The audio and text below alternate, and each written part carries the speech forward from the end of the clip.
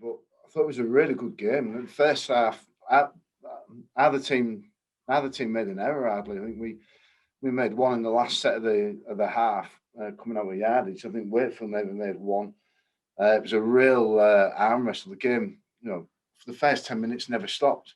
It literally never stops. And so it was a tough game. I thought we had to show some patience to overcome Wakefield. I thought they definitely came to play, and it was a tough game. But yeah, pleased at the end with the scoreboard.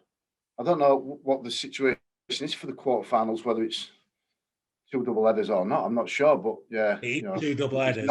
if it's not, and hopefully we're not picked on BBC, we get to play at home, which obviously in the quarterfinal stage is a huge advantage. It was tough for us this week. This was our third week coming, consecutive. And I was aware of that with the group, but I thought we handled it well again.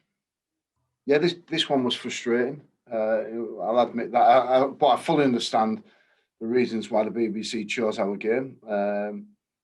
But in the past, there has been the ability to televise it from France, and bring the pictures back. And I know that when I was involved at Bradford Bulls, we played a cup tie for the BBC in France. So I know it can be done, but I do understand at the same time they pay a lot of money for it, and they had the right to choose who they chose, and we just had to get on with it. So simple as that. But yeah, we'll see what the next round brings. But if you're correct, that sounds like we'll be travelling again. He's been great. He's been very good. He's imposing body. He's 6'4" and a bit and 111 kilos, and he's really added a presence to our right edge. Played 80 minutes all three games. Matt Whitley's been the same. I've just spoke to both of them upstairs. I think they've been outstanding in the first 3 weeks. Both of them, good ages, 25 and 26 years of age, and really bright futures in front of both of them. Again, he's been incredible for us. He covered so much ground there today. He wanted to stay on. We nearly brought him off when we scored our last try, and he wanted to stay a few more minutes just to make sure the game was done. But yeah, he's fine. Just protect him for the last 5 minutes or so. Yeah, I thought it was better again. I thought last week his first spell was really good, and then his second spell he fell into a little bit of a hole.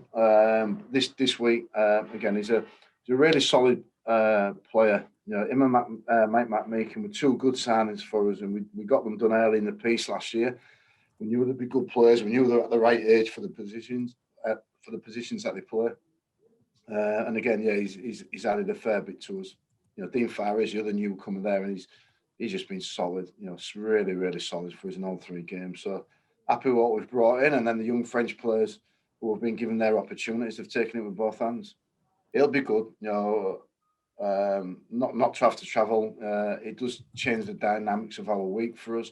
After 3 weeks of travelling back to back, it's great for us to be back at home for a couple of weeks, Salford, then Warrington. But ultimately, we've got to play well. We've got to win games, and that's what when you do that, whether you play at home or away, it's a job well done.